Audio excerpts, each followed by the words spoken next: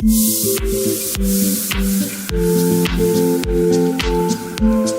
Ji, Radhe Radhe, good morning, welcome back to my new vlog. कैसे हो आप सब? उम्मीद करती हूँ आप सब अच्छे होंगे, सब भले चंगे होंगे। मैं भी ठीक हूँ। और ये वीडियो सोमवार का ही है। हाँ, पूरा बहुत ज़्यादा बड़ा हो गया था, तो जैसा कि मैंने बोला था कि मैं नेक्स्ट भाग में आपको पूरा वीडियो दिखा दूँगी, क्योंकि मुझे बहुत सारे कमेंट आते हैं कि दीदी आपका पूरा दिन का रूटीन शेयर करो। तो पूरे दिन का रूटीन तो एक ही व्लॉग में आना बहुत मुश्किल होता है। तो कल वाला वीडियो जहाँ ख़त्म हुआ था कि हमने खाना पीना खा लिया था, उसके बाद में मैं यहाँ दोनों बच्चों को नहला दिया है।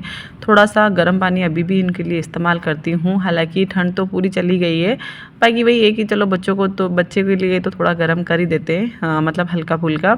और हम भी हल्के फुल्के गर्म पानी से ही नहा रहे हैं, अभी तो ज़्यादा ठंडे पानी से नहीं नहाते हैं। तो ये देखिए 11 बज गए थे और काम मेरा ऑलमोस्ट सारा हो गया था। देखिए आप टाइम। जाओ इधर आके सुना, आप सुनाओ, बोलो। बुढ़िया रानी वाली। हाँ सुनाओ। बुढ़िया रानी क्यों पीती हो ठंडा पानी, मम्मी डांट लगाएगी, डॉक्टर बाबू लाएगी, बड़ी दवाई पिलाएगी। हाथी राजा कहाँ चले, दूध हिलाकर कहाँ चले, मेरे घर पे आओ ना, हलवा पूरी खाओ ना, कुर्सी बोली चटर पटर। ताली बजाओ। इधर देख, इधर आया, यहाँ बैठ। कितना क्यूट लगता है तो नहाने के बाद में, कितना क्यूट। और मैं तू भी मेरा बच्चा।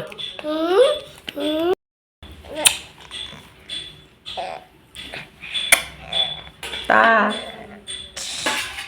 बोलो ता।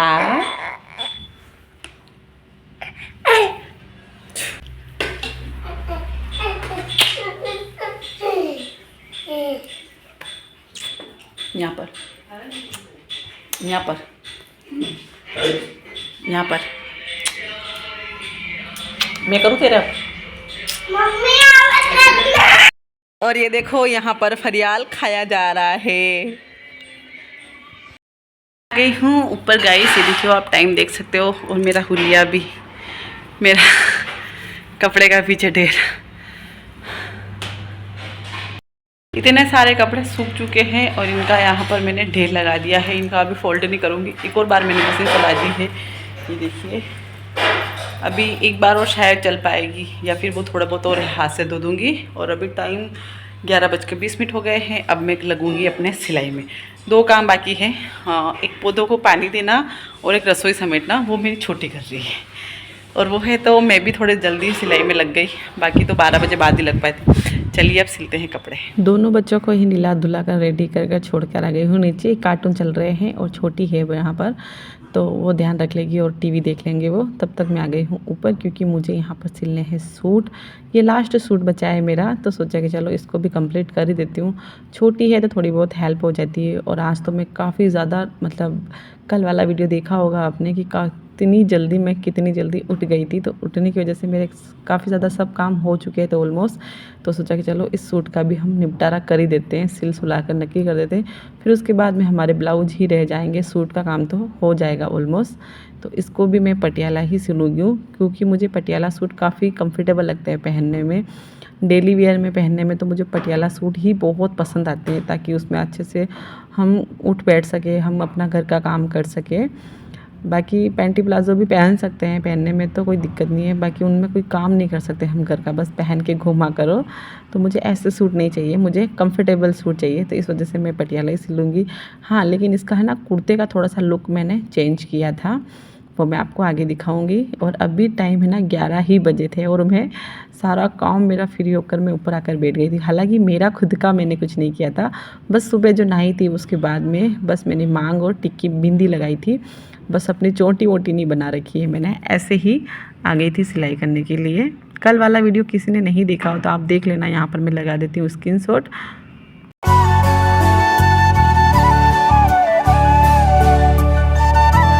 हमने अपनी सलवार सिली तब तक किट्टू का टाइम हो गया था स्कूल जाने का। तो फिर मुझे नीचे आना पड़ा, क्योंकि ये छोटी से नहीं मानता है कुछ भी, कुछ भी चीज़ें नहीं मानता है छोटी की, तो मतलब मुझे आकर इसका कंगा वंगा करना रहता है। तो चलिए, ये हो गया है रवाना स्कूल के लिए।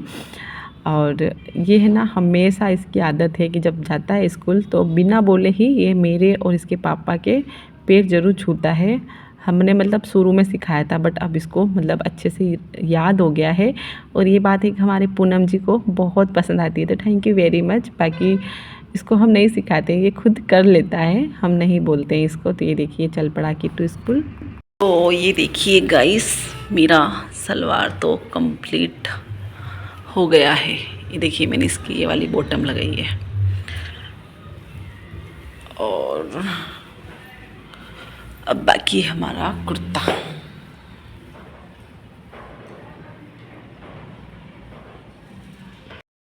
बस 1 घंटे में और कुर्ता सिल जाएगा। उसके बाद है ना, मुझे हस्बैंड जी के कपड़ों की प्रेस करनी है।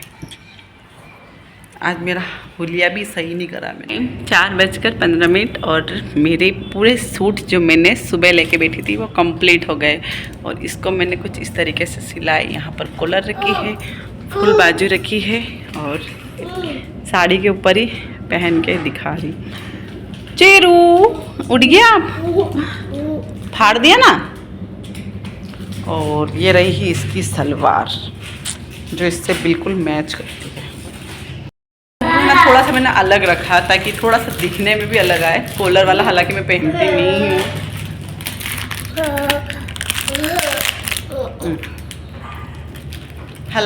नहीं हूँ, पर देखते हैं, अगर पहन पाऊंगी तो ठीक है, नहीं तो कॉलर तो नहीं हटा पाऊंगी। बाकी आस्तीन तो हटा ही दूंगी अगर कभी मुझे तकलीफ आएगी तो, कि लंबी आस्तीन मेरे पहनने में बस की बात नहीं है। लेकिन ये कपड़ा बहुत अच्छा लग रहा था तो मैंने इसका सिल दिया फुल। तो सूट रेडी, चलिए अब चलते हैं नीचे। दिखाना है, आप निंदा निकाल कर उठ गए नहीं। किट्टू को स्कूल भेजने के बाद हमने चेरी को थोड़ी देर सुलाया था, उसके साथ हम खेले थे, फिर ये सो गया था। तो फिर हमने अपना कुर्ता जो था वो रेडी कर दिया था सिल सुला के। फाइनल हमारा कुर्ता सलवार दोनों ही रेडी हो गया है। हालांकि मैं लंबी आस्तीन ना पहनती नहीं हूँ, पता नहीं क्यों, पर ब्लाउज़ की भी नहीं पहन पाती हूँ और सलवार सूट की भी नहीं पहन पाती हूँ। इच्छा बहुत होती है कि मैं भी पहनूँ, पर पता नहीं, मुझे इतना अजीब लगता है जब मैं लंबी आस्तीन के कोई भी चीज़ पहन लेती हूँ, ब्लाउज हुआ, सलवार सूट हुआ, तो ऐसा लगता है कि मुझे किसी ने बांध दिया हो, तो मैं नहीं पहन पाती हूँ। बाकी शौक़ बहुत करता है। कितनी बार मैंने ना ब्लाउज की आस्तीनें लंबी रखी है, उसके बाद मैंने एक बार ही उसको पहना है, फिर मुझे कंफर्टेबल नहीं लगता है तो फिर मैं उसको काट कर छोटी कर देती हूँ। ये मेरी हमेशा से आदत है। पर इस बार देखते हैं अब कुर्ता मैं कब तक पहन पाती हूँ। अगर अच्छा लगेगा पहनने में तो कोई दिक्कत नहीं। बाकी मुझे थोड़ा बहुत भी मतलब ऐसा लगेगा कि नहीं पहन पाऊँगी तो मैं उसको फिर काट कर छोटी ही कर दूँगी।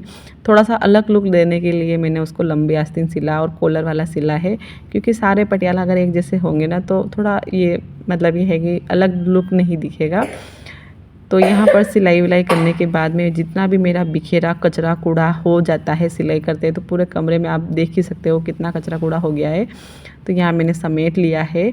और तब तक हमारी छोटी ने बना दी थी चाय। तो ये देखिए ऊपर ही आ गई चाय। वो बोल रही तुम दोनों नीचे मत आओ, तुम दोनों ऊपर ही रहो, मैं मेरे नीचे आराम से टीवी देख रही हूँ। ऐसा कुछ नहीं है, मतलब मेरा ऊपर काम था तो मैंने बोल दिया था उसको कि तू ऊपर ही लेकर आ जा। और यहाँ पर हमारे चौथी बार के कपड़े धुल चुके हैं, तो मैंने उनको भी सुखाने के लिए डाल दिया है और सूख भी जाएंगे शाम तक, क्योंकि अच्छी खासी करारी धूप आ रही है अब।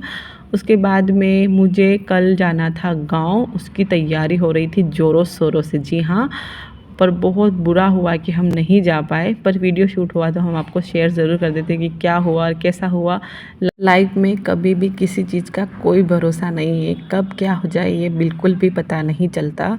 तो ये वीडियो सोमवार का था, एक पार्ट हम ऑलरेडी शेयर कर चुके हैं और एक पार्ट ये है। ये दिन का हमारा वीडियो शूट है और हमें मंगलवार को निकलना था हमारे गांव के लिए, क्योंकि वहाँ पर गुरुवार को एक मेरे बड़े पापा का पोता है, उसकी मानता उतर रही थी। मतलब जैसे हमारे चेरी के बाल है ना, वैसे उसके भी बाल थे, तो उसकी मान उतारे जा रही थी ज़ोरों शोरों से। तो उसी की तैयारी मैं भी करने वाली थी, क्योंकि आज नाइट में ही हम बैग पैक कर हम भी जाने वाले थे हमारे गांव। तो जाने से पहले मैं क्या करती हूँ, मेरे हस्बैंड जी के जितने भी कपड़े हैं ना मैं प्रेस करके चली जाती हूँ, क्योंकि मेरे पीछे इनको कहीं भी जाना हो तो इनको कोई तकलीफ़ ना हो, बस फटाक से कपड़े निकाल कर पहन ले अलमारी से, क्योंकि ऐसे प्रेस करके रख के जाओ ना तो इनको कोई दिक्कत नहीं आती। बाकी अगर ऐसे बिखरे बिखरे छोड़ जाऊँ तो फिर ये खुद प्रेस करते हैं और मुझे चिल्लाते भी है, तो मैं इनकी तैयारी पहले से ही करके जाती हूँ। तो यहाँ पर मैं प्रेस करने के बाद में फिर हम अपने बैग पैकिंग में लग जाएंगे, क्योंकि हमें निकलना था मंगलवार की सुबह ही। फिर अचानक ऐसा हुआ कि उस घर में मातम सा छा गया। जिस घर में तैयारी चल रही थी मान उतारने की, खुशियाँ छाने की, बाकी ऐसा कुछ नहीं हुआ। उसकी जिस लड़के की मान उतर रही थी उसकी बड़ी दादी अचानक से ही मॉर्निंग में 5 बजे 5:30 बजे लगभग मतलब उनकी डेथ हो गई। तो फिर मान पता नहीं कैंसिल हो जाएगी, ऐसा मुझे नहीं पता। बाकी हमारे जिस दिन निकलने का था मंगलवार को सुबह हम निकलते 10 बजे, लेकिन उनका कॉल आ गया 6 बजे कि ऐसा हो गया है। तो फिर हम हमारी पैकिंग ऐसे ही छोड़कर हम हमारे गांव चले गए थे उनकी मतलब अंतिम संस्कार में। तो यही होता है कि लाइफ का कभी भी कोई भरोसा नहीं है। एक पल में क्या हो गया उस घर में, इतनी खुशियों से ज़ोरों शोरों से 1 महीने पहले ही तैयारी चल रही थी उनके एक लड़के की मान की खुशियों की उतारने की, और बहुत बड़ा फंक्शन कर रहे थे वो, बट ऐसा हो गया। मैं सोच रही थी भगवान से कि 2 दिन अगर 3 दिन और वो रुक जाते दादी तो शायद उनको भी इतनी खुशी देखने का मौका मिलता। मेरे मायके में जहाँ जिस घर में फंक्शन था उनकी पूरी अच्छे तरीके से इतनी तैयारी हो गई थी। जिस लड़के की मान उतर रही थी उसकी बड़दादी, जिसकी मतलब डेथ हुई है वो, और उनके हस्बैंड, और जिसकी मान उतर रही थी वो बच्चा, तीनों को जुलूस में बैठकर पूरे गांव में जो मतलब निकाला जाता था बैंड बाजे से, अच्छे से धूम धड़ाके से, मतलब बहुत बड़ा फंक्शन होने वाला था। पर भगवान को पता नहीं क्या मंजूर था, उस फंक्शन से 2 दिन पहले ही उनको ऊपर बुला लिया। वो भी बिल्कुल अच्छे तंदुरुस्त ताज़ा, मतलब कुछ भी नहीं हो रखा था उनको, कोई बीमारी नहीं थी, कुछ भी नहीं हो रखा था। भी ऐसा होता है ना कि चलो बीपी है, मतलब शुगर है, थायराइड है, तो कोई बीमारी हो तो चलो कोई दिक्कत नहीं, लेकिन उनको कुछ भी प्रॉब्लम नहीं थी। जिस दिन उनकी डेथ हुई है उस दिन वो खुद अपने से ही उठ गए 5:30 बजे। उन्होंने उठकर चाय बनाकर उनके हस्बैंड को भी पिलाई, खुद ने भी पी। फिर बस थोड़ी सी हल्की सी खांसी हुई और वो उनकी डेथ हो गई। वहाँ जिस घर में फंक्शन था उसी घर में उनके 2 दिन पहले ही। तो फिर हमारा बैग पैक फंक्शन के लिए हुआ था, लेकिन हमें सुबह बस वो कॉल आ गया कि वहाँ ऐसा हो गया, तो हम हमारी पैकिंग ऐसे ही छोड़कर हम सुबह वहाँ चले गए थे मंगलवार के दिन। तो वही है, लाइफ का कोई भरोसा नहीं है किसी कब क्या हो जाए। तो चलिए वीडियो यहीं करते हैं, मिलते हैं आपको नेक्स्ट वीडियो में।